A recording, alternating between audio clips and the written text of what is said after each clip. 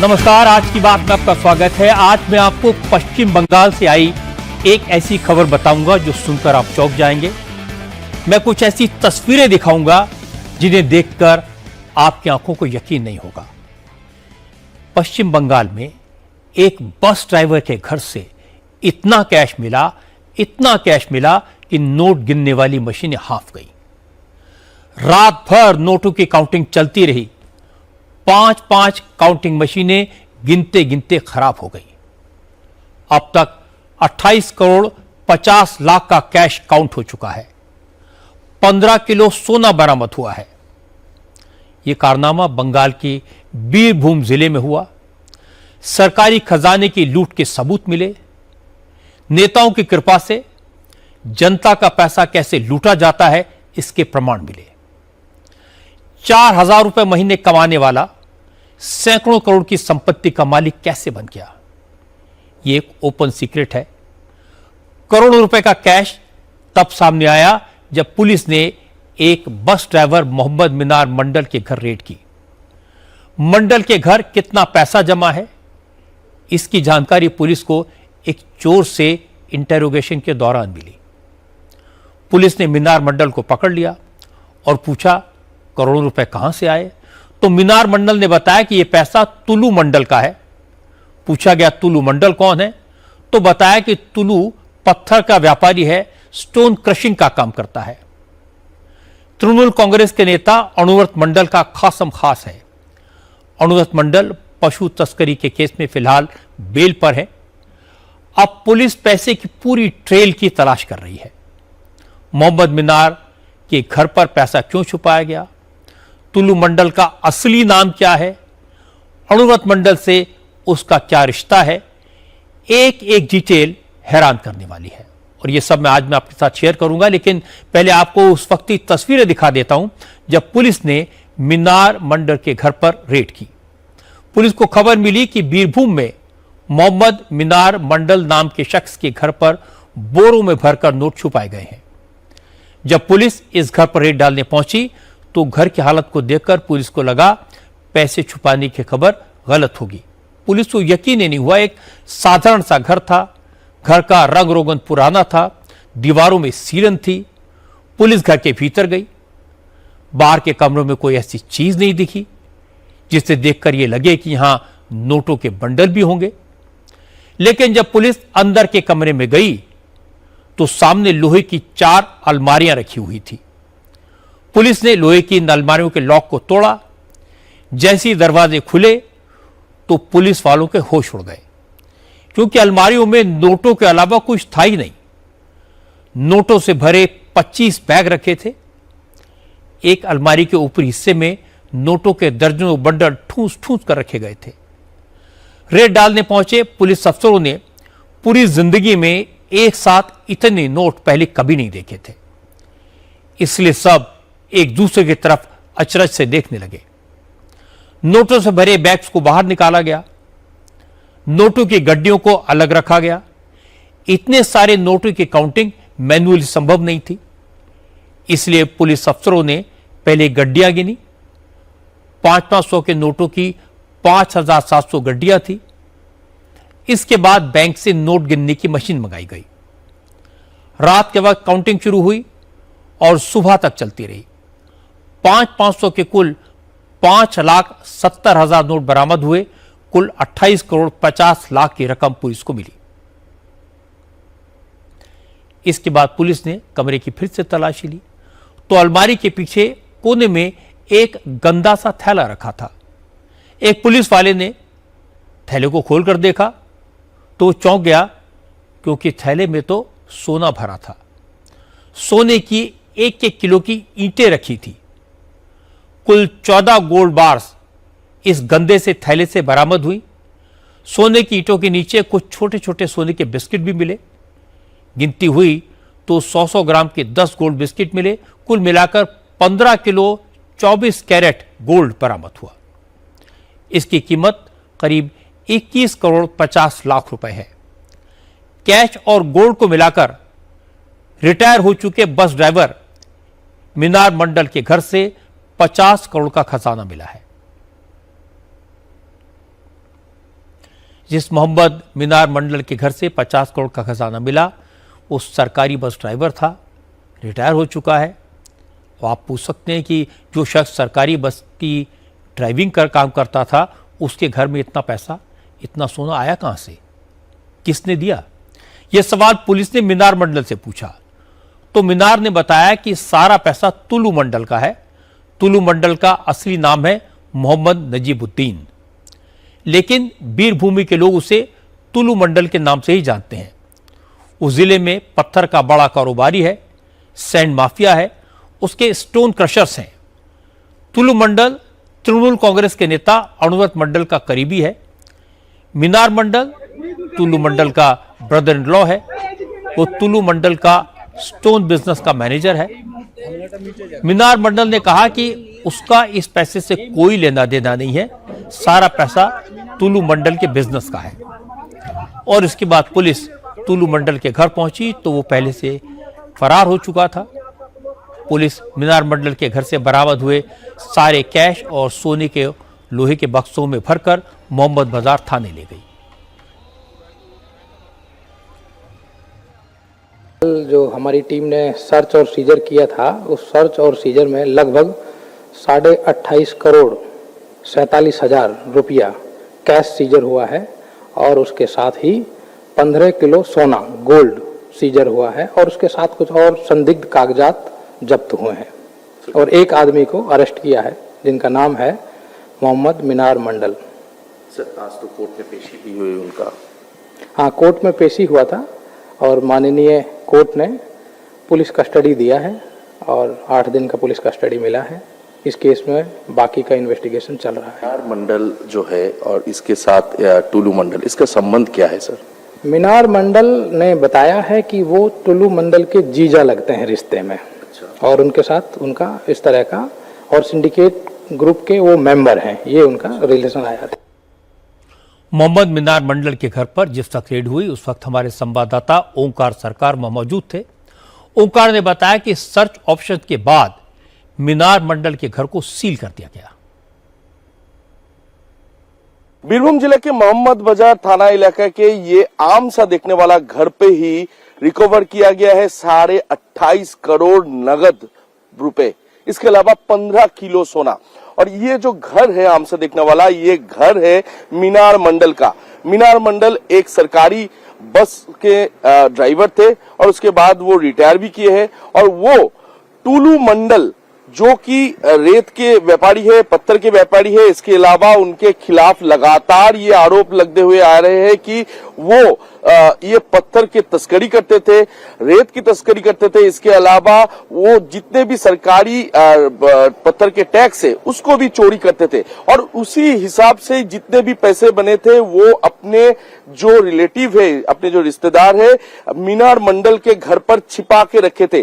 तो कल से लगातार यहाँ पर सर्च ऑपरेशन किया गया और सर्च ऑपरेशन लगातार 28 घंटे से ज्यादा चला और 28 घंटे से ज्यादा चलने के बाद घर पे जितने भी मेंबर थे उन्हें बाहर निकाल दिया गया और उनका घर को फिलहाल सील कर दिया गया है पुलिस द्वारा। जो मीनार मंडल है, ये इतना पैसा उनके घर पर जो रखा गया था, क्या ये टुलू मंडल के जरिए ही रखा गया था या फिर कहीं दूसरे जगह से लाया गया था? ये सभी के बारे में फिलहाल जांच पड़ताल पुलिस की तरफ से किया जा रहा है। मोहम्मद मीनार मंडल जिस बस्ती में रहता है वहां ज्यादातर लोअर मिडिल क्लास लोगों के घर हैं। जैसे ही मीनार मंडल के घर से 28 करोड़ से ज्यादा कैश और 15 किलो सोना मिलने की खबर इलाके में फैली तो लोग हैरान रह गए। मीनार के पड़ोसियों ने कहा कि मीनार मंडल जिस तरह से रहता था, साधारण जिंदगी जीता था, उसे देखकर कोई सपने में भी नहीं सोचता क्या कि उसके घर में इतना पैसा भरा होगा। ऐसे तो आदमी तो एकदम सिंपल रहता था। ऐसे तो हम लोग तो नहीं जानते थे जो अंदर में क्या बात है नहीं है।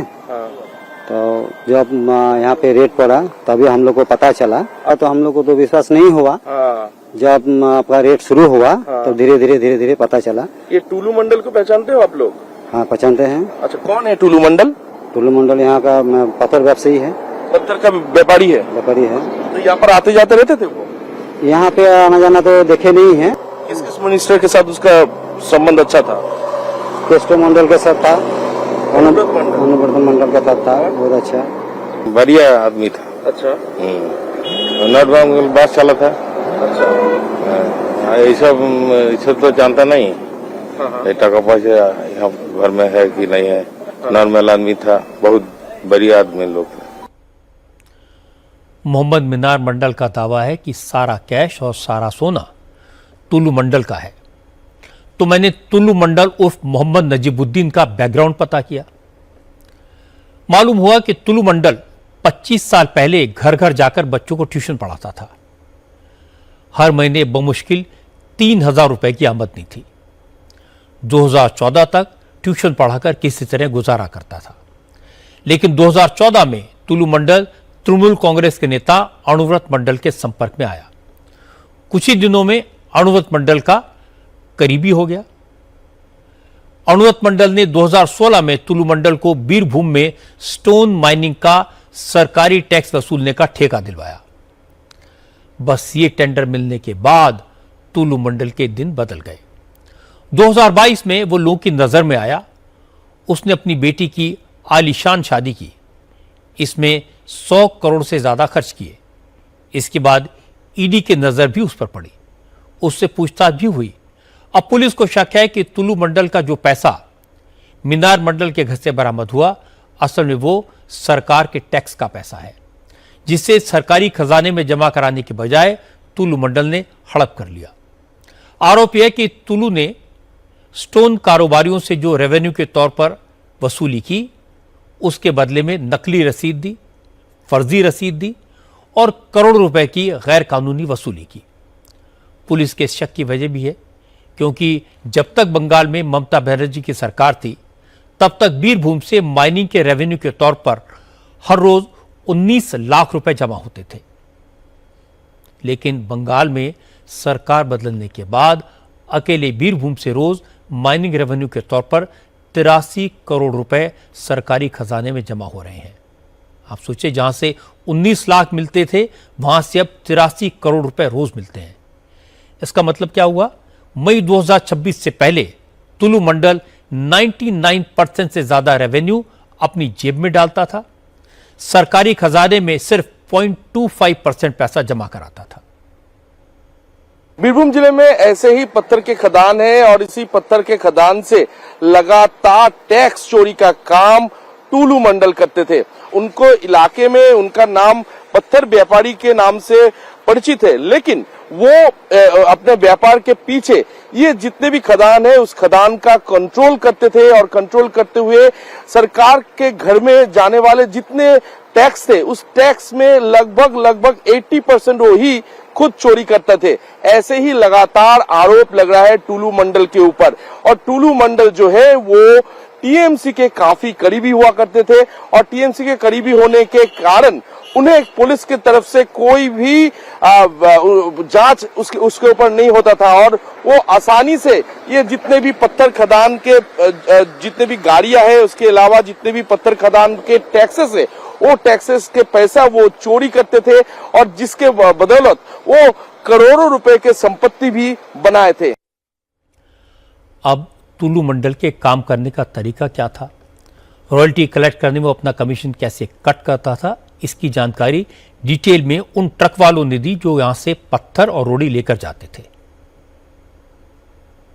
रॉयल्टी जो होता है, जो रॉयल्टी नहीं कटेगा ना, पार गाड़ी का रॉयल्टी होता है, जो रॉयल्टी नहीं कटेगा तो रॉयल्टी नहीं काटने तो चोरी हो गया। रॉयल्टी क्या है? रॉयल्टी जो गाड़ी लोड करके जा रहा है ना पत्थर, ओवरलोडिंग नहीं है। हर गाड़ी में पार गाड़ी में लोडिंग लगता है। अच्छा। ये जो माइन से पत्थर लेके जा रहा है ना, इसको रॉयल्टी सरकार को टैक्स देना पड़ता है। वो टैक्स जो नहीं काटता है उसको तो बीएलआर पकड़ता है, तो पकड़ने के बाद तो फाइन होता है। अच्छा, तो ये रॉयल्टी के पैसे कौन लेता था? सरकार। हाँ। तो ये टुलू मंडल क्या करता था? टुलू मंडल जो बीच में करता था क्या, टुलू मंडल को टेंडर दिया था सरकार ने। अच्छा। पैसा उठाने का। तो टुलू मंडल के पास टेंडर था सरकारी पैसा उठाने का। अब इतनी भारी मात्रा में कैश बरामद हुआ तो मुख्यमंत्री शुभेंदु अधिकारी भी हैरान हो गए। मुख्यमंत्री ने कहा कि ममता बनर्जी के राज में सरकारी खजाने की लूट कितने बड़े पैमाने पर हो रही थी। मोहम्मद नजीबुद्दीन के घर से बरामद कैश तो उसका सिर्फ एक छोटा सा एग्जाम्पल है। शुभेंदु ने कहा कि अभी तो छोटी मछली पकड़ में आई है, अभी तो बड़े बड़े मगरमच्छों का पकड़ा जाना बाकी है, लेकिन इतना जरूर है कि जिसने बंगाल को लूटा उसे पाई पाई लौटानी पड़ेगी। बंगाल सरकार के मंत्री दिलीप घोष ने भी कहा कि तृणमूल कांग्रेस ने ही तुलु मंडल जैसे माफिया तैयार किए जो अलग अलग जगह कटमनी और तोलाबाजी करते थे, लेकिन अब ऐसे लोगों के बुरे दिन शुरू हो चुके हैं। तुलु मंडल जैसा बहुत ब्रोकर है, पिछली सरकार टीएमसी सरकार ने इन लोगों को तैयार किया था। ये जितना रिसोर्स लूट होता है, ये कटमनी आता है, ऐसे 2-4 लोग कलेक्ट करके पुलिस के माध्यम से कालीघाट भेजते थे। अब सब एक्सपोज है, सब पब्लिक भी जानती थी, लेकिन किसी का दम नहीं था इसके खिलाफ कंप्लेन करने का। आज पुलिस कार्रवाई शुरू किया है और ऐसे बहुत लोग अभी भी एक्सपोज होने बाकी है। हाल में काटमानी और इस प्रकार जो तोलाबाजी, ये पूरा देश के लोग जानते हैं। ये बहुत बड़ा प्रॉब्लम था, हम जानते थे। सरकार ने उनके कुछ चहेते लोगों का हाथ में सब छोड़ दिया था। सरकारी रेवेन्यू जो आना चाहिए तो नहीं आता था, बीच में से लोग खा जाते थे। अब सब बंद हो गया। अब देखिए सरकारी रेवेन्यू आ रहा है और धड़ाधड़ बढ़ रहा है, और आगे भी देखिए और भी बहुत ज्यादा सेक्टर से जहां नहीं आ रहा है वहां भी आएगा और रेवेन्यू जंप करेगा। अनुब्रत जैसे बड़ा नेता है तो उनका चेला भी थोड़ा तो बड़ा होना चाहिए ना। 10-20 करोड़ 50-100 करोड़ तो उनके पास भी है। ऐसे कई लोग हैं यार, इन्हीं लोगों के कारण बंगाल के जो जिले हैं, बीरभूम जैसा, मुर्शिदाबाद जैसा, पुरुलिया जैसा, बांकुड़ा जिला का विकास नहीं हो पाया, क्योंकि वहाँ की जो रिसोर्सेस है वो इन्हीं लोगों ने लूटा है। इतने साल तो ना जनता को कुछ मिला, ना सरकार के पास आया। तो कुछ लोगों ने करोड़ों रुपया कमा करके बैठे हैं, अब उनको एक्सपोज करना है, कानून के सामने लाना है। बीजेपी के नेता लॉकेट चैटर्जी ने बताया कि तुलु मंडल के नाम की चर्चा तो बहुत हो रही है, लेकिन उसका असली नाम, उसकी असली पहचान उजागर होना जरूरी है। सबको पता होना चाहिए कि उसका असली नाम क्या है, उसके रिश्ते किन लोगों से थे। उसका असली नाम तो अभी तक आप लोग नहीं दिखा रहे, उसका तुलु मंडल बोल रहा है, उसका असली नाम भी दिखाना चाहिए। इतने सालों में उन्होंने जो प्रॉपर्टी बनाया, जो इलीगल प्रॉपर्टी, इलीगल करप्टेड एक आदमी है, और बीरभूम करप्शन का भूमि था। अभी आप देखेंगे बीरभूम में जो भी करप्शन हुआ, इतने करोड़ों करोड़ रुपया जो सोना जो मिला है उसमें वहां से, तो इसका कार्रवाई होगा। और हमारा मुख्यमंत्री ने, हमारा प्रधानमंत्री जी बोला है कि ना खाऊंगा ना खाने दूंगा, यही हमारा मुख्यमंत्री ने स्लोगन लिया है। और किसी को भ्रष्टाचार के विरुद्ध में जनता ने वोट दिया है तो किसी को नहीं छुड़वा जाएगा। जो भी करप्शन में लिंक है तो उसको कार्रवाई होगा। टीएमसी नेता कुणाल घोष ने तो पुलिस की कार्रवाई को लेकर बीजेपी सरकार पर ही सवाल उठा दिए। उन्होंने कहा कि पिछले 9 महीने में पुलिस, सीबीआई और ईडी ने टीएमसी नेताओं पर छापेमारी की है, फिर उन्हें तुलु मंडल के बारे में पता कैसे नहीं चला। इसलिए मामले की पूरी जांच होनी चाहिए, इसमें और कौन कौन शामिल है। कुणाल घोष ने कहा कि तुलु मंडल या अनुव्रत मंडल से ममता बनर्जी का कोई लेना देना नहीं है। अनुव्रत मंडल को पहले ही पार्टी से निकाल दिया गया था। क्वेश्चन ये है, अभी 3 महीना हो गया है नया सरकार का, इतने दिन रिकवरी नहीं हुआ। नॉट ओनली 3 मंथ्स, इलेक्शन के पहले करीब 6 मंथ्स इलेक्शन कमीशन को यूज करके भाजपा पूरा पुलिस कंट्रोल कर रहे थे, ट्रांसफर कर रहे थे। तो क्या कर रहे थे तब? करीब 9 महीना, करीब 1 ईयर, क्यों रिकवरी नहीं हुआ? इतने सारे लोगों के घर में, तृणमूल का लोगों के घर में सब जाते हैं, सीबीआई जा रहा है, ईडी जा रहा है, पुलिस जा रहा है, तो इसका घर में नहीं गया। हम लोग ये पूरा इन्वेस्टिगेशन डिमांड कर रहा है। यही क्या सब है या ऑलरेडी इसमें कुछ दूसरे कौन कौन पार्टी और सर्कल यूज किया या नहीं किया, इसके ऊपर पूरा जांच चाहिए। अब सीधे बीरभूम चलते हैं। बीरभूम से हमारे संवाददाता ओंकार सरकार हमारे साथ हैं। ओंकार, रिकवरी तो बहुत बड़ी है, बहुत पैसा मिला है, 28 करोड़ 50 लाख रुपए कैश बहुत होता है, तो पुलिस इस तक कैसे पहुंची? कैसे पुलिस को पता चला कि इतना पैसा यहां इस घर में है? रजत जी, पुलिस को उस वक्त इस खबर मिला जब हाल ही में 3 लोगों की गिरफ्तारी हुई, हथियार समेत गिरफ्तार हुए लोगों से जब पुलिस ने, मोहम्मद बाजार थाना के पुलिस ने पूछताछ किया तो वो मोटिव के तौर पे ये बताया कि मोहम्मद बाजार थाने इलाके में मीनार मंडल नाम के एक शख्स रहते हैं, जिनके घर पे करोड़ों रुपए रखा गया है, करोड़ों रुपए के सोने भी रखे गए हैं।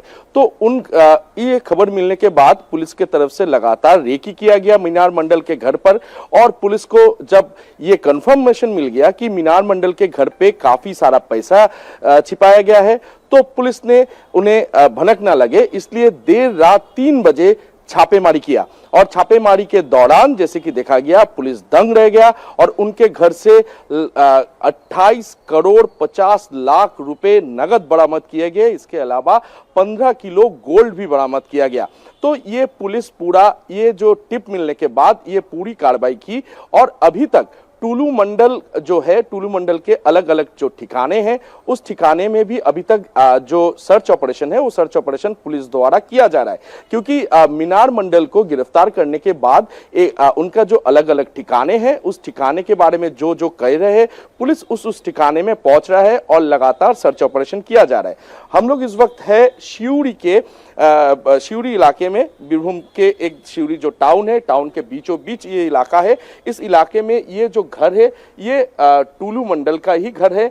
ये आलीशान घर उन्होंने कुछ साल पहले बनाया था और इस घर में भी फिलहाल रेड जारी है।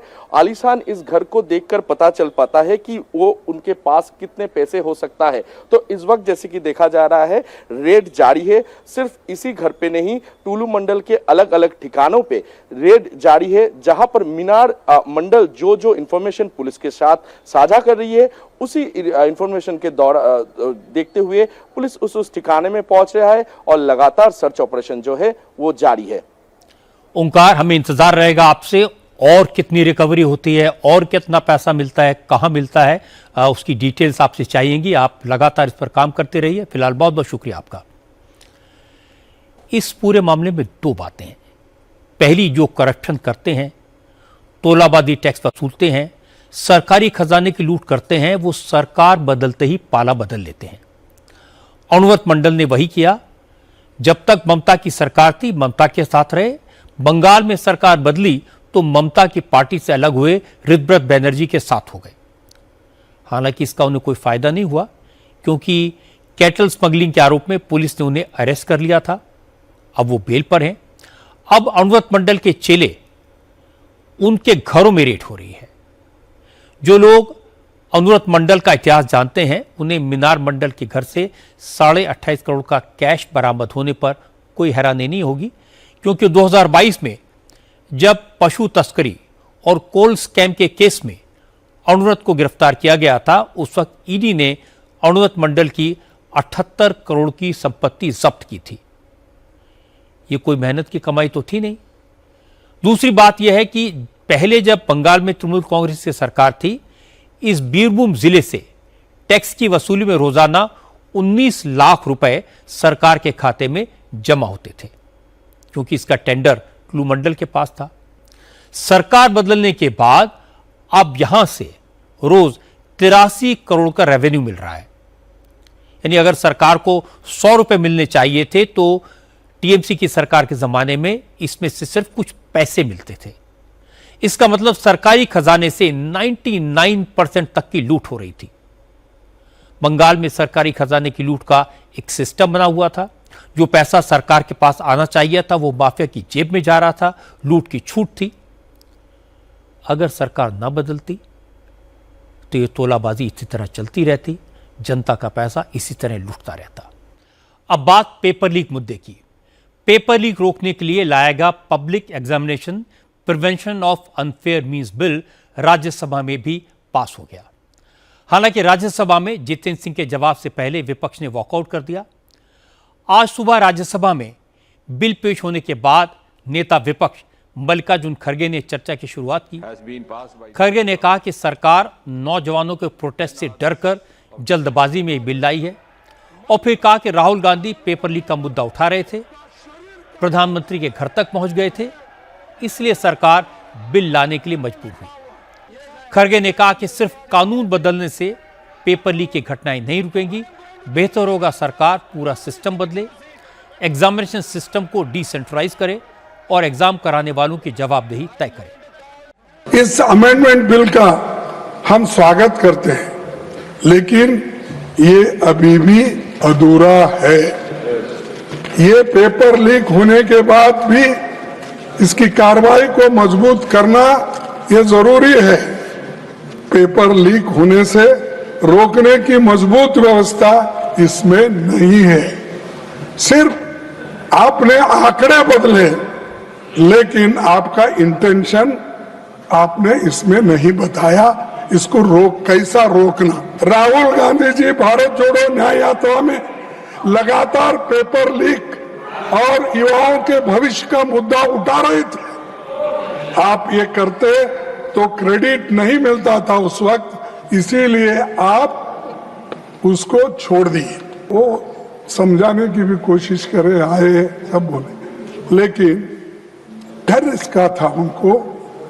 वो जो सत्याग्रह या वो जो एजिटेशन था राहुल जी ने उस दिन किया, वो एकदम डर गए और डर के बोले कि ये ठीक, इसको आगे बढ़ाना ठीक नहीं है।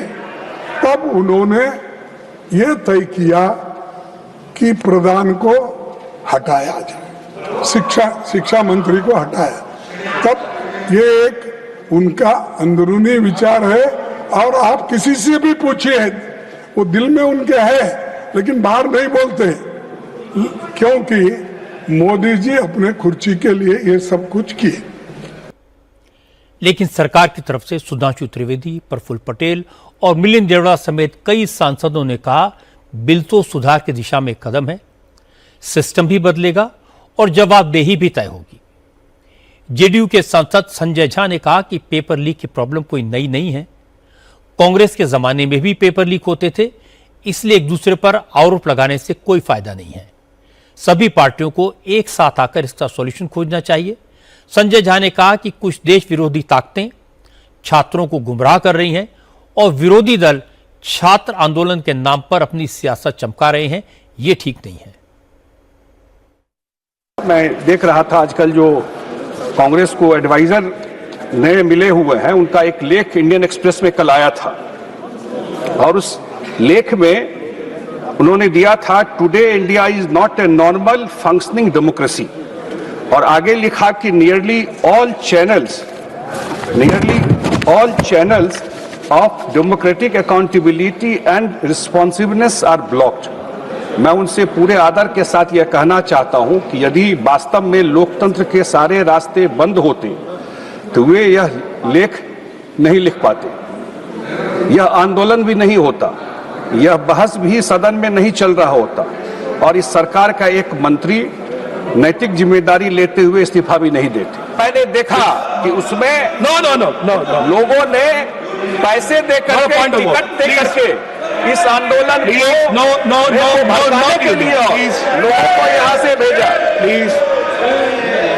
और जरूर गृह मंत्री जी को, अमित शाह जी को जांच कराना चाहिए कि इन सब आंदोलन में ऐसे कौन एलिमेंट आ करके जो छात्रों का आंदोलन को हाईजैक करने की कोशिश कर रहे थे। आज राज्यसभा की चर्चा में मल्लिकार्जुन खड़गे सबसे ज्यादा समय तक बोले, लेकिन खड़गे ने एग्जामिनेशन सिस्टम की कम और राजनीति की बात ज्यादा की। उनके निशाने पर अमित शाह और आरएसएस रहे, लेकिन सुधांशु त्रिवेदी ने कांग्रेस को करारा जवाब दिया। उन्होंने उदाहरण देकर बताया कि इस बार नीट के एग्जाम में कैसे कैसे गरीब परिवारों के बच्चे, कई मजदूर की बेटी तो कई रिक्शा चलाने वाले के बेटे ने इम्तिहान पास किया। मेडिकल एडमिशन में अब कैपिटेशन फी नहीं देनी पड़ती। मिलिंद देवड़ा ने उदाहरण देकर बताया कि इंडियन स्टूडेंट्स की काबिलियत देखकर ओपन एआई, माइक्रोसॉफ्ट और गूगल जैसी कंपनियों के सीईओज ने क्या क्या कमेंट किए। कांग्रेस और विरोधी दलों के ज्यादातर नेताओं ने राज्यसभा डिबेट का इस्तेमाल ये दिखाने के लिए किया कि कैसे स्टूडेंट्स ने सरकार को झुका दिया। सरकार राहुल गांधी के डर के मारे कानून में संशोधन का प्रस्ताव लाई, पर सरकार की तरफ से कहा गया कि विरोधी दल छात्रों के कंधे पर चढ़कर सरकार में वापसी की उम्मीद लगाने लगे हैं, उनका ये मंसूबा कभी पूरा नहीं होगा। मोटे तौर पर पूरी बहस के दौरान कोई ऐसा ठोस सुझाव नहीं आया जो एग्जामिनेशन सिस्टम को रोबस्ट बनाने में मदद करे। मजे की बात है कि पार्लियामेंट के भीतर आम आदमी पार्टी पेपर लीक के खिलाफ जमकर बोल रही थी, लेकिन सदन के बाहर अरविंद केजरीवाल की पार्टी से भी इस मुद्दे पर जवाब मांगे जा रहे हैं। सदन के भीतर कांग्रेस और आम आदमी पार्टी के सुर एक जैसे थे, लेकिन सदन के बाहर कांग्रेस और अकाली दल के नेता बीजेपी के साथ हैं, आम आदमी पार्टी के खिलाफ प्रोटेस्ट कर रहे हैं, पेपर लीक के मुद्दे पर पंजाब के एजुकेशन मिनिस्टर का इस्तीफा मांग रहे हैं। आज बीजेपी ने दिल्ली में आम आदमी पार्टी के हेडक्वार्टर पर प्रोटेस्ट किया। बीजेपी के नेताओं का आरोप है कि आम आदमी पार्टी ने नीट पेपर लीक को लेकर केंद्रीय शिक्षा मंत्री का इस्तीफा मांगा, लेकिन पंजाब में बार बार पेपर लीक होने के बावजूद अपने शिक्षा मंत्री हरजोत सिंह बैंस को बचा रही है। पेपर लीक पर ये डबल स्टैंडर्ड्स नहीं चलेंगे।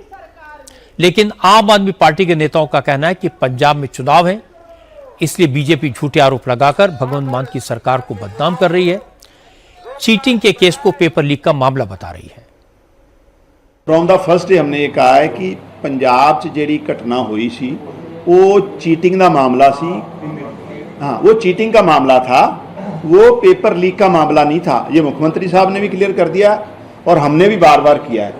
ये चीटिंग का मामला था जो बाबा फरीद यूनिवर्सिटी में हुआ और इमीडिएटली पंजाब सरकार ने उस पर एक्शन लिया और जो दोषी लोग थे उनके खिलाफ एक्शन किया। प्रोटेस्ट देखो बीजेपी ਨੂੰ ਤੇ ਇਹ ਆ ਵੀ ਅੱਜ ਪਹਿਲਾਂ ਤੇ ਨੌਜਵਾਨਾਂ ਨੇ ਘੇਰਿਆ, ਹੁਣ ਪ੍ਰਭੂ ਰਾਮ ਮੰਦਿਰ ਦੇ ਜਿਹੜਾ ਚੰਦਾ ਚੋਰੀ ਹੈ ਉਹਦੇ 'ਚ ਵੀ ਅੱਜ ਪਾਰਲੀਮੈਂਟ ਨਹੀਂ ਚੱਲਿਆ क्योंकि लोग सवाल पूछ रहे हैं, वो डाइवर्ट करना चाहते हैं ध्यान और कोई नहीं। लेकिन इस मुद्दे पर अकाली दल और कांग्रेस ने भी भगवंत मान की सरकार पर पंजाब की जनता के साथ धोखा करने का आरोप लगाया।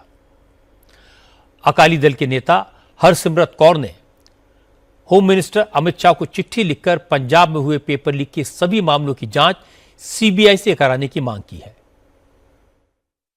पिछले 4 साल में एक नहीं, 2 नहीं, पूरे 12 पेपर लीक हुए हैं और ये पूरे 12 पेपर लीक की पूरी ये लिस्ट ईयर वाइज मैंने पूरा कल पार्लियामेंट में पढ़ के भी सुना दिया। और ये जो भगवंत मान कहता कि पंजाब में कभी पेपर लीक हुआ नहीं, ये 2023 का उसका खुद का ट्वीट है। और जी आप चाहें तो ये वीडियो भी है जो भगवंत मान के साथ केजरीवाल स्टेज पे बैठा है, जो वो एडमिट कर रहे हैं कि पंजाब में टीईटी टीचर्स का पेपर लीक हुआ है। 2 प्रोफेसर्स को इसलिए हटाया गया ताकि कभी भी पंजाब में पेपर लीक की कोई जुर्रत ना करे। हकीकत ये है कि पेपर लीक और कोई नहीं कर रहा है, ये सरकार खुद करा रही है और इसमें से पैसों की कमाई कर रही है। ऐसी धांधली पंजाब में चल रही है जहां 10 लाख बच्चों के फ्यूचर से खिलवाड़ किया जा रहा है। मैंने अमित शाह जी को मैंने चिट्ठी लिखी होम मिनिस्टर साहब को कि पंजाब में जो 12 पेपर लीक हुए हैं सरकार से उम्मीद कर नहीं सकते क्योंकि सरकार खुद इन्वॉल्व है। आपके बिल में यह कहीं नहीं लिखा कि सरकार ही जब पेपर लीक करा रही है तो फिर कहां जाए लोग। सो आप इन सब पेपर लीक्स की आप जांच कराएं और जहां जहां तक ये पैसे जा रहे हैं जो सब इन्वॉल्व है उनको पकड़ के जेल में फेंके। राज्यसभा में एंटी पेपर लीक बिल पर चर्चा के दौरान बीजेपी के सांसद राघव चड्ढा ने पंजाब में हुए पेपर लीक की पूरी लिस्ट गिनाई और इसके बाद उन्होंने कहा कि जिन लोगों को अपना भविष्य नहीं मालूम वो छात्रों का भविष्य क्या संवारेंगे। ऐसे लोगों पर अब कोई यकीन नहीं करेगा। आप स्टूडेंट्स के बारे में कुछ कहना चाहता हूं सर। देयर वॉइस मैटर्स, उनकी मांगे जायज हैं सर। स्टूडेंट्स द्वारा प्रोटेस्ट करना, सवाल पूछना, डिमांड रेस करना, कोर्ट जाना, पीसफुल मार्च निकालना, ये सब उनका संवैधानिक अधिकार है और ये करना भी चाहिए। लेकिन सर स्टूडेंट का प्रोटेस्ट स्टूडेंट का रहे, किसी पॉलिटिकल पार्टी की रैली ना बन जाए। वे अपना माइक किसी को आउटसोर्स ना करे क्योंकि सर स्टूडेंट की लड़ाई तो एग्जाम सिस्टम को सिक्योर बनाने की है, नेताओं की लड़ाई अपनी सोशल मीडिया रीच बढ़ाने की है। सर जब पॉलिटिकल लीडर्स प्रोटेस्ट के टाइम पर बैरिकेड के आगे स्टूडेंट को भेज खुद कैमरे की सेफ साइड पे रहें तो उनसे पूछिए कि रिस्क मेरा और रील तुम्हारी, ये पार्टनरशिप कैसी सर। सर स्टूडेंट का मूवमेंट स्टूडेंट के फ्यूचर के लिए है, किसी फ्लॉप पॉलिटिकल पार्टी के कमबैक के लिए नहीं है सर। और जो पॉलिटिकल पार्टी के अपने खुद के फ्यूचर का अता पता नहीं, वो स्टूडेंट के फ्यूचर की क्या लड़ाई लड़ेगी सर। स्टूडेंट्स को जस्टिस चाहिए, पॉलिटिकल पार्टी को फुटेज। स्टूडेंट को एग्जाम सिक्योर करना है, पॉलिटिकल पार्टी को वायरल क्लिप।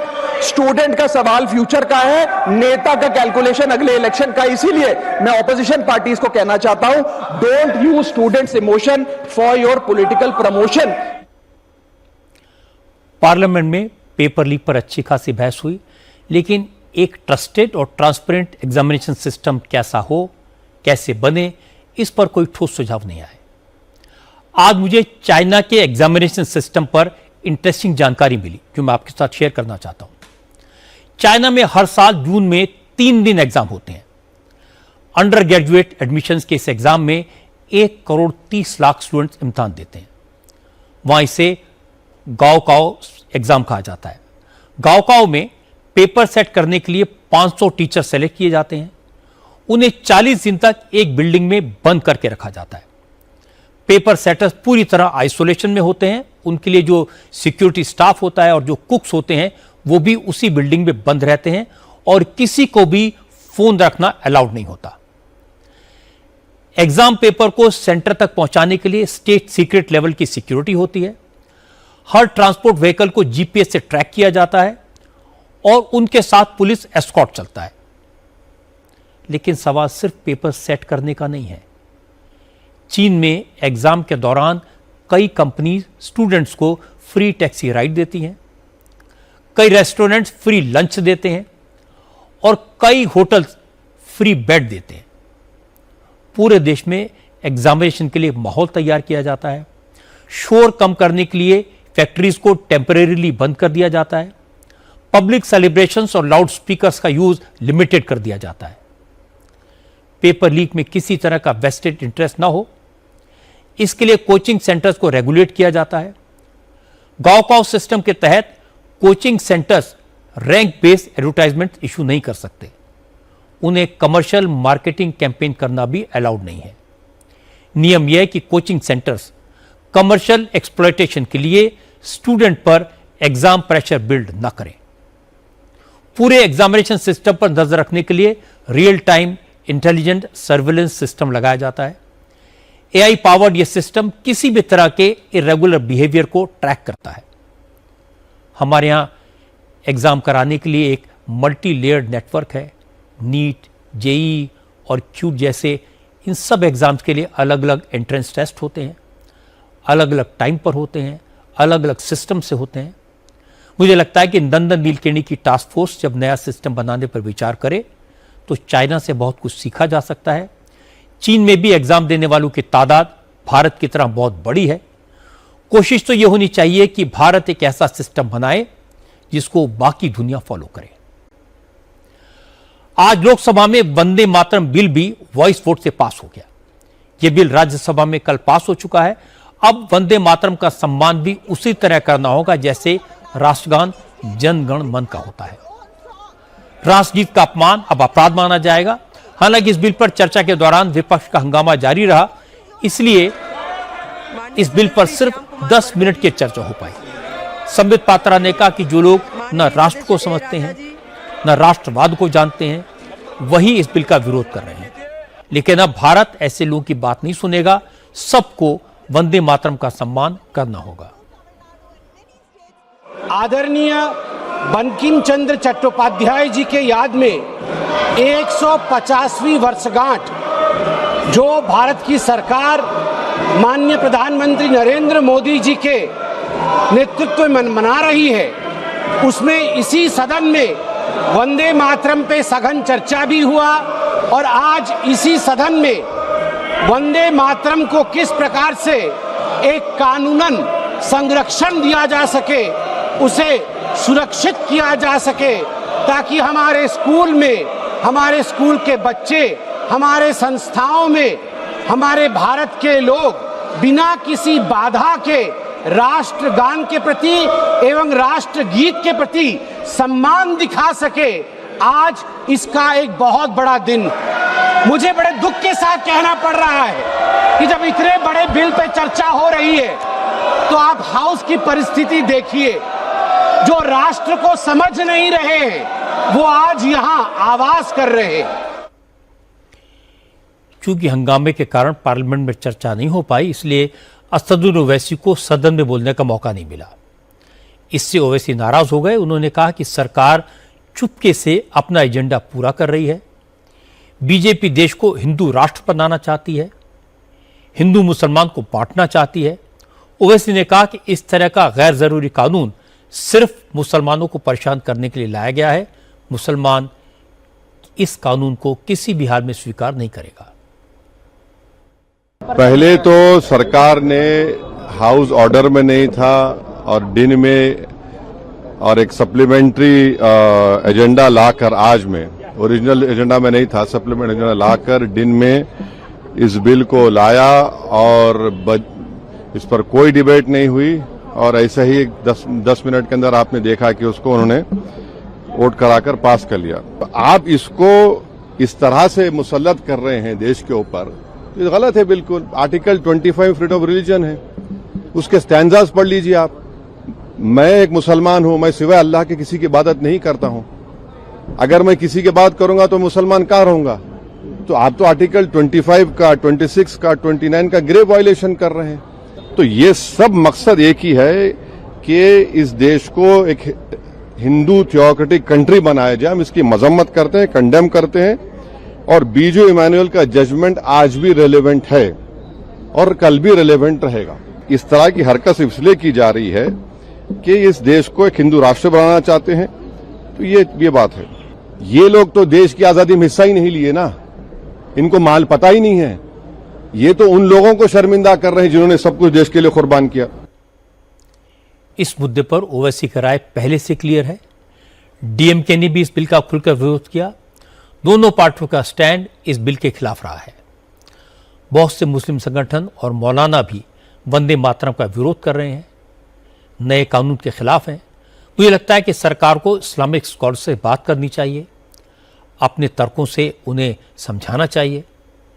कानून तो बन गया, ये लागू होगा, लेकिन बेहतर ये होगा कि सब मिलकर इसे माने। वंदे मातरम के बाद अब बात करते हैं वंदे भारत ट्रेन की। सोशल एक्टिविस्ट सोनम वांगचुक ने आज भारतीय रेल की वंदे भारत ट्रेन की काफी तारीफ की। असल में सोनम वांगचुक अपना अनशन खत्म करने के बाद आज लेह पहुंच गए। सोनम वांगचुक दिल्ली से जम्मू तक वंदे भारत एक्सप्रेस से गए। जम्मू से श्रीनगर का सफर भी उन्होंने वंदे भारत एक्सप्रेस से पूरा किया। इस सफर के दौरान सोनम वांगचुक भारतीय रेल की प्रोग्रेस से काफी इंप्रेस दिखाई दिए। उन्होंने एक वीडियो बनाया, नमस्कार, और कहा कि पहली बार उन्होंने इतने करीब से उन दृश्यों को देखा जिनके बारे में वो सिर्फ कल्पना करते थे। सोनम वांगचुक ने कहा कि चेनाब नदी पर बना पुल तो इंजीनियरिंग का कमाल है। हम रेलगाड़ी से निकले, जो कि मेरा सबसे पसंदीदा यातायात है, और जो दिल्ली से श्रीनगर तक वंदे भारत की सेवा शुरू की गई है, उस पर मेरा पहला अनुभव था और चिनाब पर बने पुल को भी देखना चाहता था और बहुत ही खूबसूरत अनुभव रहा। बहुत गर्व है मुझे भारतीय रेल पर। और आज और कल यहाँ कश्मीर में एक दिन का विश्राम लेके हम लद्दाख के लिए बढ़ रहे हैं, साफ पानी और हवा लेकर, थोड़ी ताकत लेकर। बाकी मैं ये कहना चाहता हूँ कि मैं खुश हूँ कि परीक्षाओं के सुधार पर संसद में बिल लाई गई और उम्मीद करता हूँ कि सुधार सिर्फ परीक्षाओं में नहीं, शिक्षा प्रणाली में भी हो, ये जारी रहे। और दूसरी तरफ अपील करना चाहूँगा सरकार से कि वो जो समझौते हुए थे पहले मेरे साथ लिखित में और फिर सीजेपी के साथ, कि वो प्रदर्शन में जो छात्र थे उन पर कोई कानूनी कार्रवाई नहीं करेंगे, एफआईआर नहीं करेंगे, उस पर कायम रहे। वंदे भारत वाकई में भारत की शान है और अच्छा होगा कि सोनम वांगचुक के माध्यम से वंदे मातरम की एक झलक कश्मीर के इलाकों में भी देखने को मिली। छात्रों के आंदोलन ने सोनम वांगचुक को एक नई इमेज दी है। सोनम वांगचुक के सोचने का तरीका बदला है। जो लोग सोनम को चाइना का एजेंट कहते थे, राष्ट्र विरोधी कहते थे, अब ऐसे लोगों को भी उनके बारे में अपनी राय बदलनी चाहिए। सोनम वांगचुक तो मोदी सरकार के मुरीद हो गए, लेकिन सरकार ने जिस तरह छात्रों की मांगे मानी, पेपर लीक की समस्या को गंभीरता से लिया, उससे सोनम वांगचुक संतुष्ट दिखाई देते हैं। लेकिन विपक्ष के नेताओं को यह बात बिल्कुल अच्छी नहीं लग रही। पेपर लीक के मुद्दे पर विपक्ष का हंगामा अभी भी जारी है। अब विपक्ष के नेता के निशाने पर होम मिनिस्टर अमित शाह हैं। आज कांग्रेस और दूसरे विरोधी दलों ने संसद परिसर में प्रोटेस्ट किया, अमित शाह के इस्तीफे की मांग की और इसके बाद राज्यसभा में नेता विपक्ष मल्लिकार्जुन खड़गे ने भी अमित शाह पर अटैक किया। उन्होंने भी वही बातें दोहराई जो कल लोकसभा में राहुल गांधी ने कही थी। खरगे ने भी कहा कि अमित शाह संसद में आने से डर रहे हैं, वो बंद कमरे में बैठकर सदन की कार्रवाई देख रहे होंगे, इसलिए सुन ले कि विपक्ष जल्दी ही उनको खींचकर सदन में लाएंगे और जवाब देने के लिए मजबूर करेंगे। आपके सरकार की वजह से ये सब भुगतना पड़ा, उसके कारण बीजेपी सरकार है, मोदी जी है, सबसे बड़े हमारे होम मिनिस्टर है अमित शाह साहब, जो दिख रहे ही नहीं उनको। मैं देख रहा हूं, नहीं तो बाकी के छोटे छोटे इश्यू में आके बार बार अपनी बात रखते हैं, हर तरफ घूमते हैं, तो किस तरफ क्यों नहीं घूम रहे मुझे मालूम नहीं। डरे हुए हाँ? डरे हुए तो किसका आंख गया, किसका कान गया, किसका हाथ गया, किसका पैर टूटा, इसका जिम्मेदार कौन है?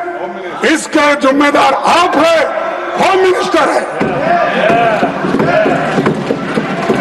आप बंद कमरे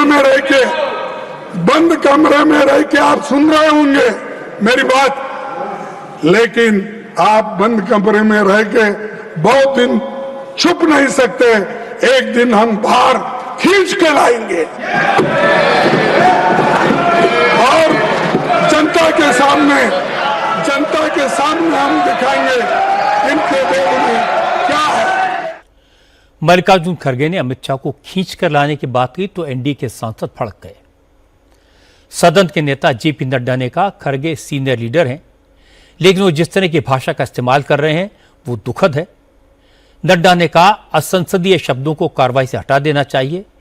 इस दौरान खड़गे को भी समझ आ गया कि उनके मुंह से गलत शब्द निकल गए, तो उन्होंने तुरंत इसे करेक्ट किया, कहा उनकी बात का गलत मतलब निकाला गया। कि वह तर्क के साथ भावावेश में ना आए और भावावेश में ऐसे शब्दों का प्रयोग न करें जो असंसदीय है। अभी जो उन्होंने एक वाक्य यूज किया वह असंसदीय है, उसे कार्रवाई से निकालना चाहिए और आगे भी आप भावनाओं में न आए। सर, मैं कभी अनपार्लियामेंट्री वर्ड इस्तेमाल नहीं किया। मैंने यही कहा, हम बोले तो जनशक्ति, जनन, लोग, विद्यार्थी, महिला, ये लोग, मैं नहीं ऐसा जाके मैं खींच लेके आता हूँ नड्डा साहब को, होम मिनिस्टर को, ये नहीं बोला। मेरा कहना यह है कि ये जनशक्ति आपको खींच के लाएगी, कम से कम आके सदन में बैठो, बोलो, सुनो, रिप्लाई दो। बीजेपी के नेताओं का कहना है कि कांग्रेस के लीडर मनगढ़ंत आरोप लगाकर अमित शाह पर हमला कर रहे हैं, इसे बर्दाश्त नहीं किया जाएगा। निशिकांत दुबे ने कहा कि माफी तो राहुल गांधी को मांगनी पड़ेगी। निशिकांत दुबे ने कहा कि अमित शाह राष्ट्रवादी हैं, देश के दुश्मनों के खिलाफ सख्त फैसले लेते हैं और जिन लोगों को यह अच्छा नहीं लगता वही अमित शाह को निशाना बना रहे हैं।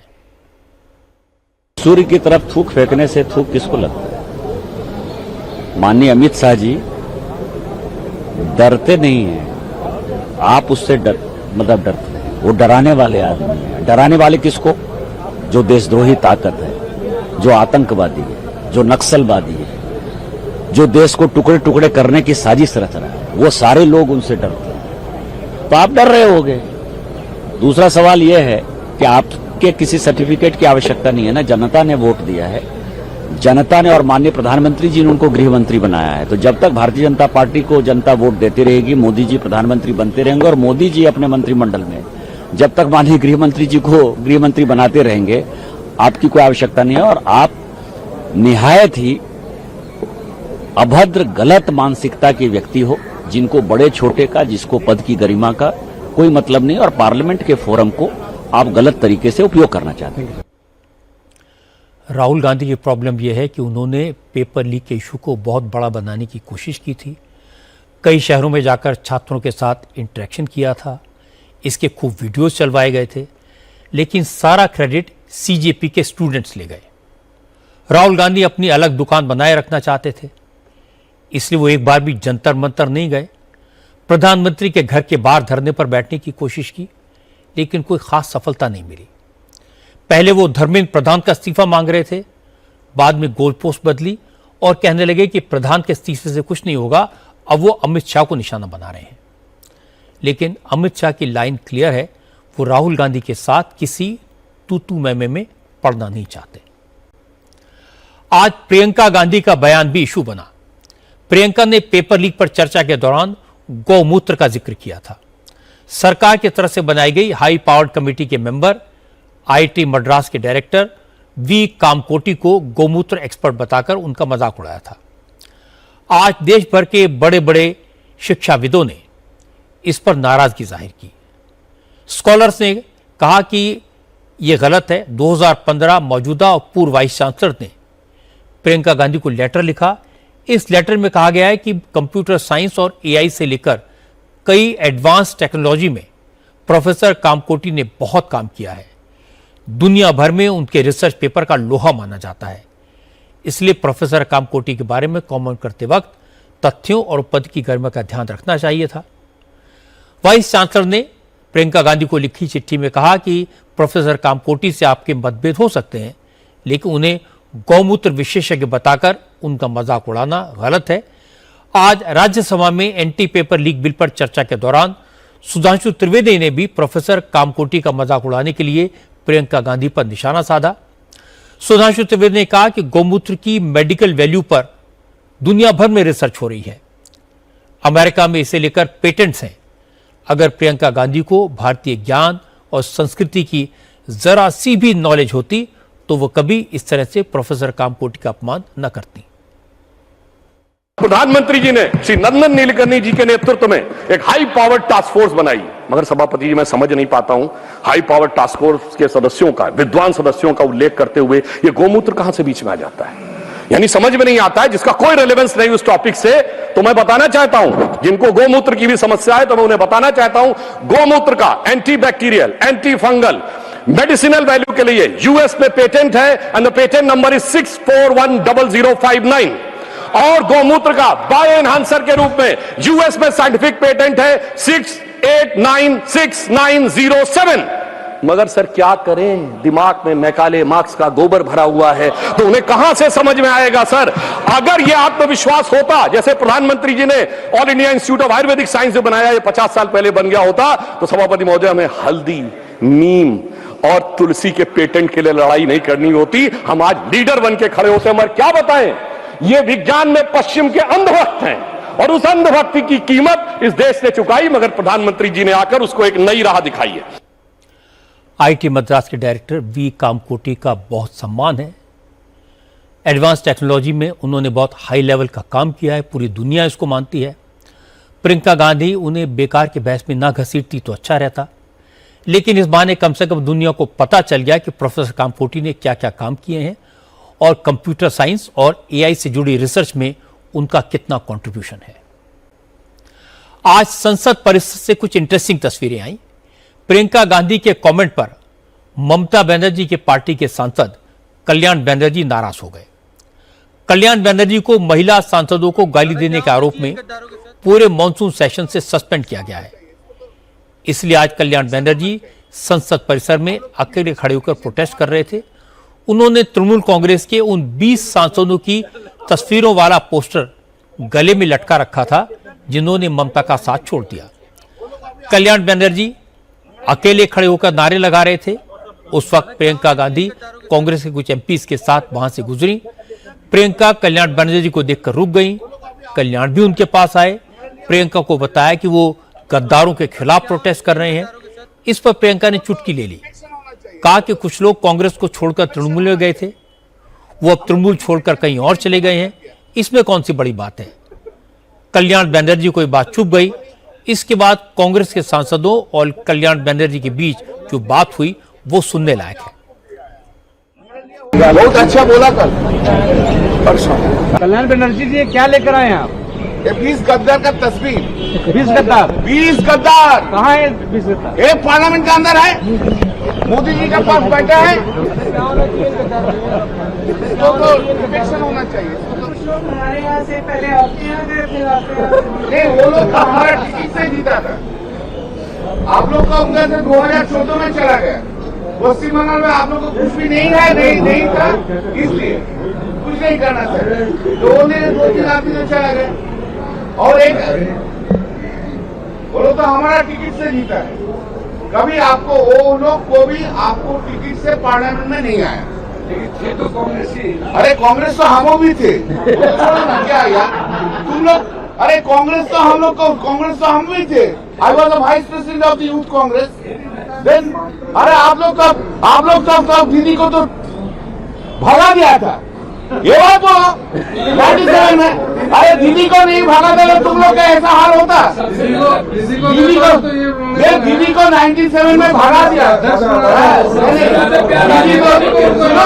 दीदी को राजीव जी बहुत, I know that's the reason.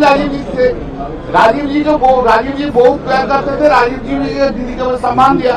और लेकिन अरे पप्पू सिंह सुनो भाई, ज्यादा मत बोलो। उस टाइम कांग्रेस सीपीएम का साथ, कांग्रेस सीपीएम का साथ एक हो गया। हमारा फाइट था सीपीएम का भाई, फिरोजा सब सीपीएम का साथ एक हो गया। दोनों का भी कांग्रेस सीपीएम का साथ एक हो गया। तो हम लोग का फाइट तो था सीपीएम का बारे में। सीपीएम का बारे में जब हम लोग बोलते थे, दीदी जब बोलते थे, इससे दीदी को भगा दिया था। कांग्रेस साथ है ना? हाँ है, हम भी थे। आजकल हर बात कैमरे पर रिकॉर्ड हो जाती है। आज पार्लियामेंट के कैंपस में बड़ा इंटरेस्टिंग नजारा था। एक तरफ कांग्रेस का ग्रुप था जो अमित शाह के खिलाफ नारे लगा रहा था, दूसरी तरफ समाजवादी पार्टी के एमपीज थे जो राम मंदिर में चढ़ावा चोरी को लेकर नारे लगा रहे थे। लेकिन तृणमूल कांग्रेस की तरफ से कल्याण बनर्जी अकेले खड़े थे। उनकी पार्टी के ज्यादातर एमपीज ने तृणमूल छोड़कर अपनी अलग पार्टी बना ली है, अब वो एनडीए के साथ हैं। लेकिन कल्याण बनर्जी आज भी ममता के साथ हैं, इसलिए जब प्रियंका ने उनसे बात करने की कोशिश की तो कल्याण बनर्जी ने सिर्फ गद्दारों का जिक्र किया। आज संसद में कांग्रेस और समाजवादी पार्टी के बीच मुद्दों को लेकर दरार दिखाई दी। कांग्रेस पेपर लीक के इशू को लेकर प्रोटेस्ट कर रही है, लेकिन अखिलेश यादव ने इस मुद्दे से किनारा कर लिया है। समाजवादी पार्टी राम मंदिर में चढ़ावे की चोरी को बड़ा मुद्दा बनाने की कोशिश कर रही है। आज पार्लियामेंट परिसर में कांग्रेस के नेता जब विरोधी दलों के साथ मिलकर होम मिनिस्टर के इस्तीफे की मांग कर रहे थे, उस वक्त समाजवादी पार्टी के सांसद राम मंदिर से चंदा चोरी का इशू उठा रहे थे। अखिलेश यादव ने कहा कि जो लोग राम मंदिर में चोरी नहीं रोक पाए, उनसे पेपर लीक रोकने की उम्मीद करना बेकार है। अखिलेश ने कहा कि बीजेपी भगवान राम का नाम लेकर चुनाव जीती, इसलिए अब राम मंदिर में चोरी पर बीजेपी को जवाब देना होगा। एसआईटी राम धन की चोरी हो गई, बताइए। प्रभु राम के ऊपर जो चढ़ावा आया वो चोरी हो गई। श्रद्धा के साथ जिन लोगों ने चढ़ावा दिया, ये महापाप है। हमारे श्रद्धावान आम जनता का जो अपमान किया है इन्होंने, जो आम जनता श्रद्धावान है, प्रभु पे जो चढ़ाया, ये पाप नहीं महापाप है। ये महा अपराध किया भारतीय जनता पार्टी ने, और उसकी सजा प्रभु राम तो देंगे ही देंगे, लेकिन प्रभु राम की गरीब जनता भी इस बार इनका जवाब देगी। अखिलेश यादव को जवाब दिया सुधांशु त्रिवेदी ने।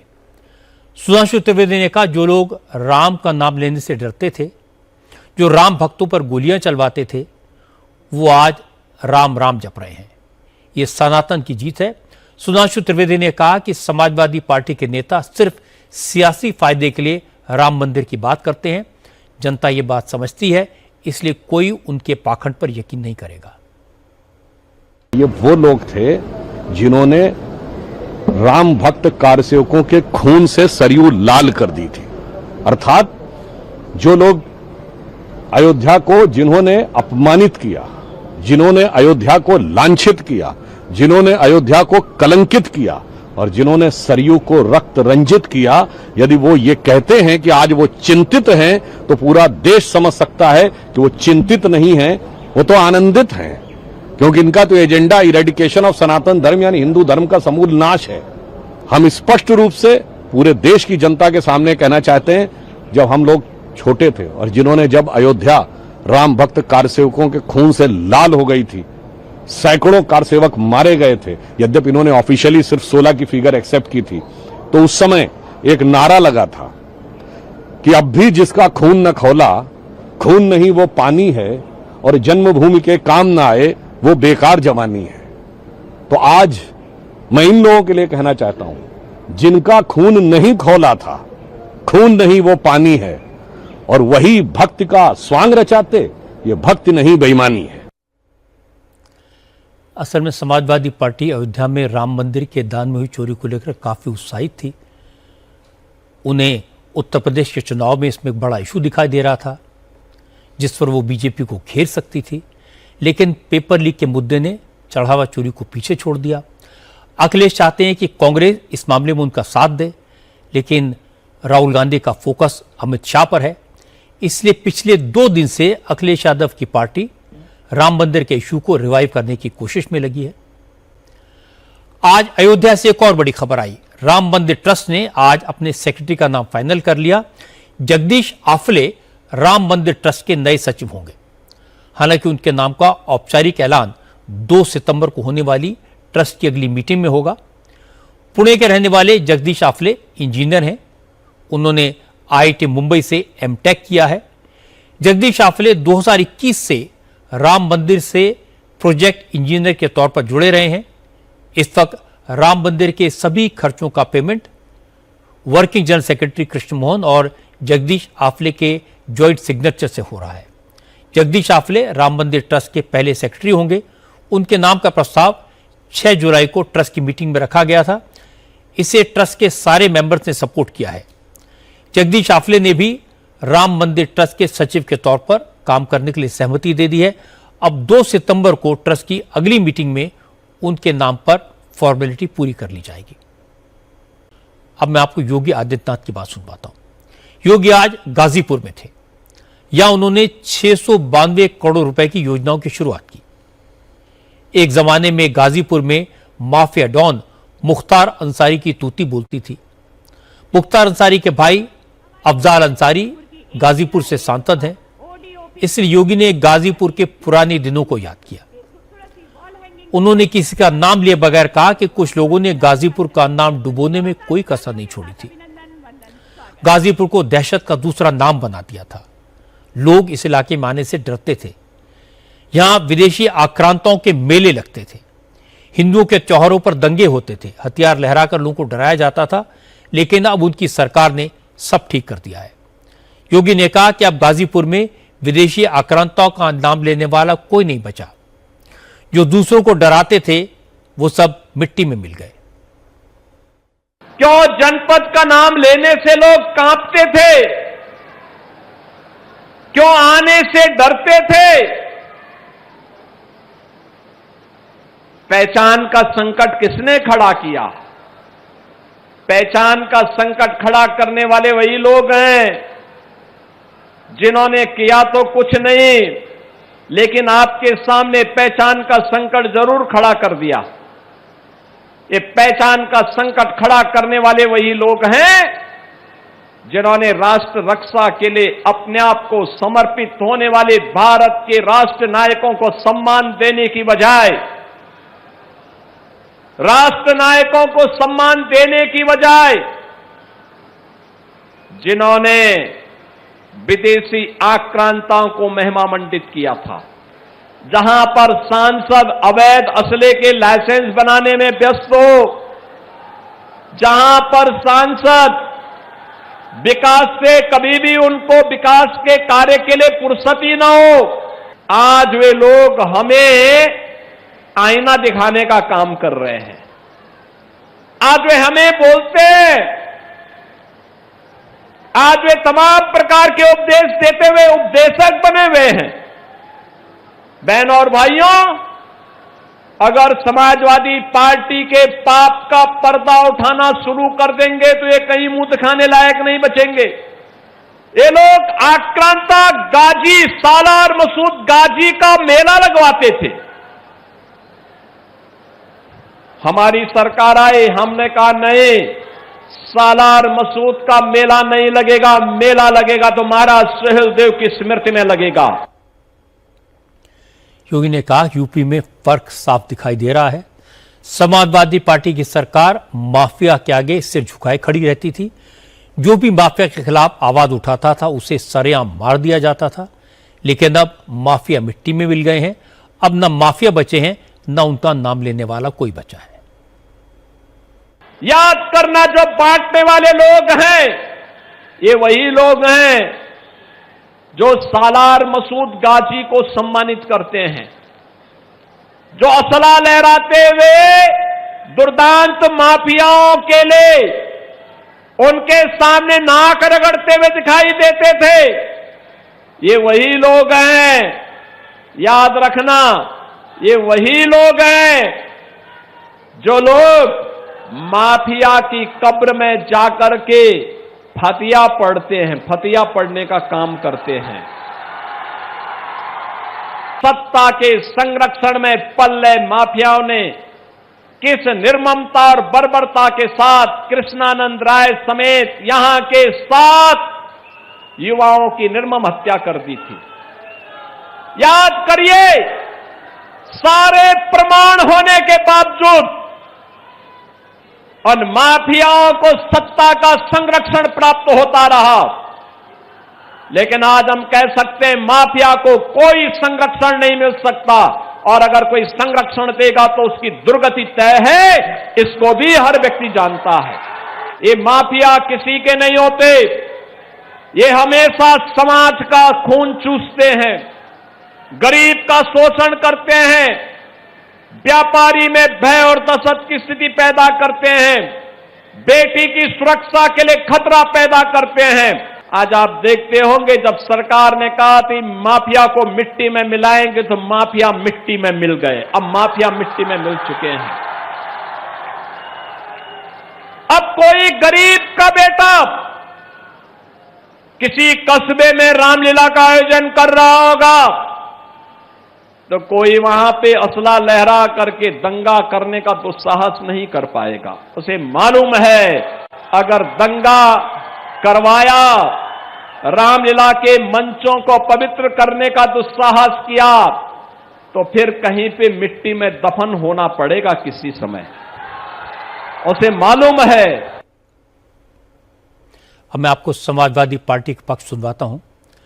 अफजल अंसारी को योगी ने निशाने पर लिया तो समाजवादी पार्टी के सांसद जियाउर रहमान बर्क ने कहा कि अगले साल चुनाव होने हैं, समाज का हर वर्ग समाजवादी पार्टी के साथ है, इससे योगी घबरा गए हैं, इसीलिए समाजवादी पार्टी को बदनाम कर रहे हैं।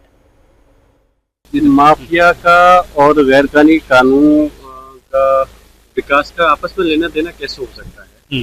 अगर रही बात माफिया की, हम लोग या समाजवादी पार्टी कब समर्थन करती है, और जहां तक मामला अफजल साहब का कहा है, तो अफजल साहब के खिलाफ कोई अगर कार्रवाई सरकार है तो वो सांसद हैं, किसी के खिलाफ कोई भी कार्रवाई सरकार चाहती है तो करती है, और लगातार गलत बदले की भावना से लगातार हम देख रहे हैं विपक्ष के खिलाफ, उत्तर प्रदेश हो या भाजपा शासित जो भी राज्य है, लगातार कार्रवाई की जा रही है, और वो सिर्फ और सिर्फ बदले की भावना से है और इसके अलावा और कुछ नहीं है।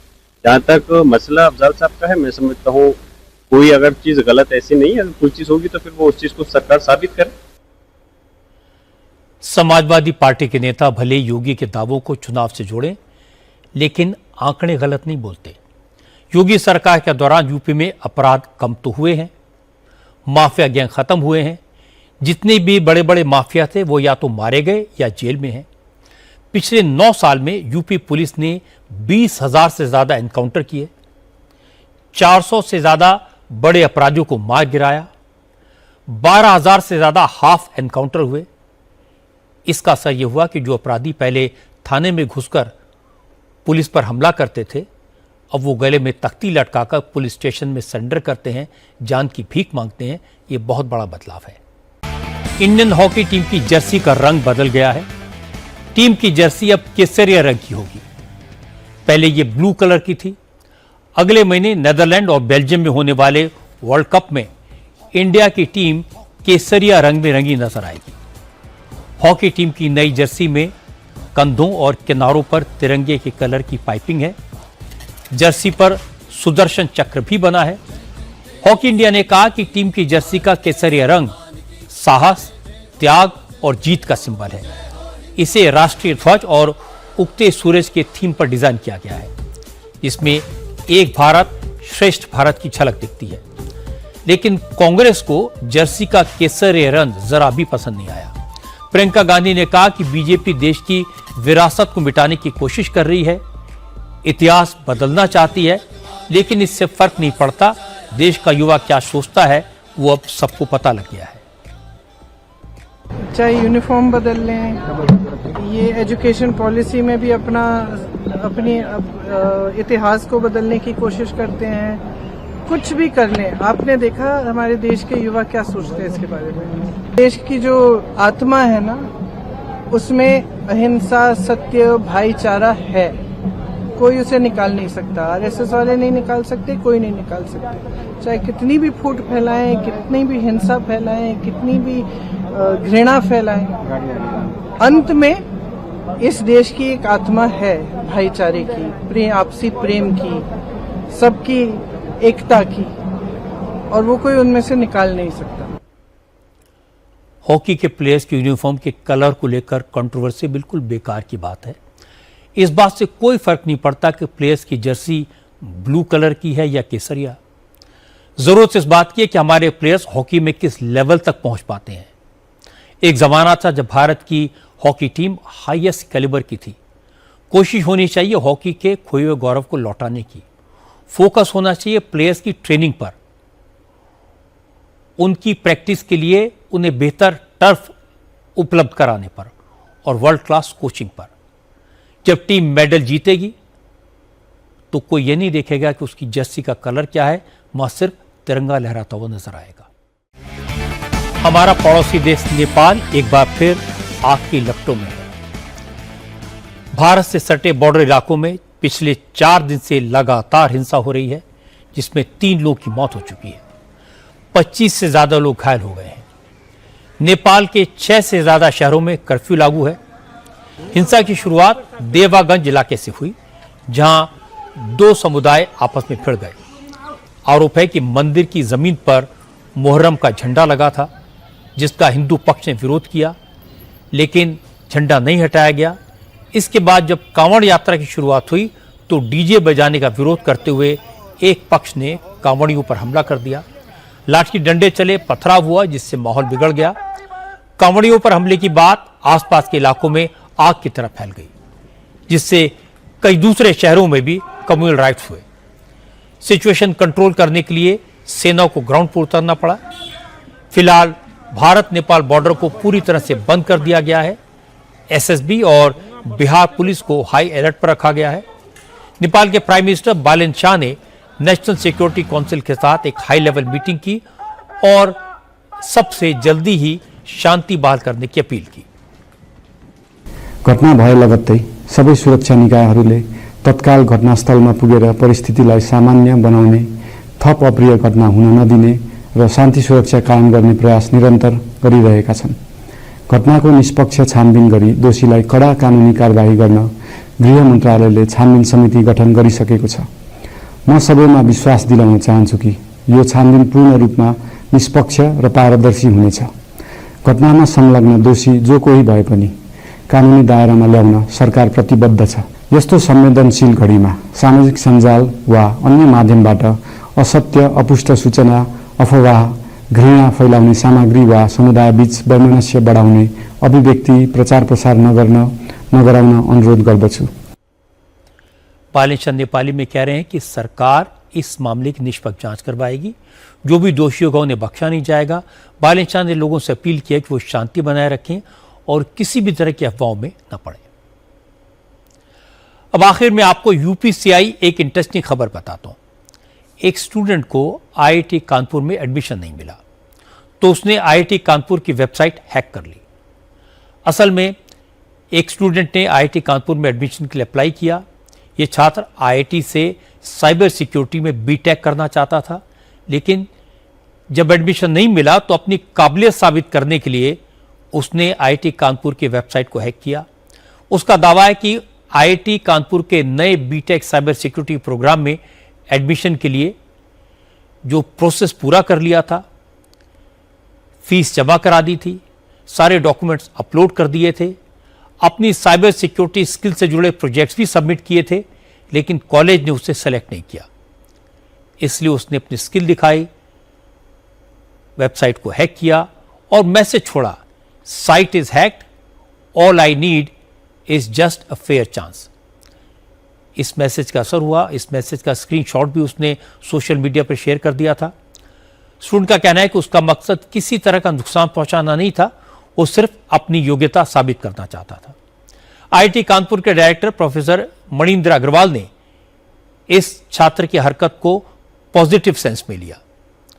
उन्होंने कहा वो इस छात्र के खिलाफ लीगल एक्शन नहीं लेंगे, स्टूडेंट के खिलाफ एफआईआर दर्ज नहीं कराएंगे, बल्कि वो इस स्टूडेंट की टेक्निकल एबिलिटी को साबित करने का एक और मौका देंगे। अगर उसमें काबिलियत होगी तो उसे फिलहाल इंटर्नशिप का मौका दिया जाएगा और अगले साल स्टूडेंट दोबारा एडमिशन प्रोसेस में शामिल हो सकेगा। मैं आईआईटी कानपुर के डायरेक्टर के जज्बे की तारीफ करूंगा। उन्होंने एक छात्र की संवेदना को समझा और पुराने दकियानूसी ट्रेडिशनल तरीके से मामला डील करने के बजाय एक अच्छे इंसान की तरह छात्रों को एक और मौका देने का फैसला किया। छात्रों के प्रति इसी तरह का ह्यूमन अप्रोच हो, सारे इंस्टीट्यूशंस में हो तो अच्छा होगा। आखिर में एक नजर कल की बड़ी खबरों पर। संसद में कल प्रधानमंत्री नरेंद्र मोदी की अध्यक्षता में कैबिनेट की मीटिंग होगी। 2020 के दिल्ली दंगे में मारे गए IB officer Ankit Sharma case में कोर्ट कल मुजरिम ताहिर हुसैन की सजा का ऐलान करेगा। 2026 का इनकम टैक्स फाइल करने की लास्ट डेट कल है। इसके बाद रिटर्न भरने पर लेट फीस देनी होगी। कॉमनवेल्थ गेम्स में जेवलिन थ्रो के फाइनल में कल नीरज चोपड़ा का मुकाबला पाकिस्तान के अरशद नदीम से होगा। आज की बात में इतना ही। मेरी आपसे अगली मुलाकात होगी कल रात 8:30 बजे।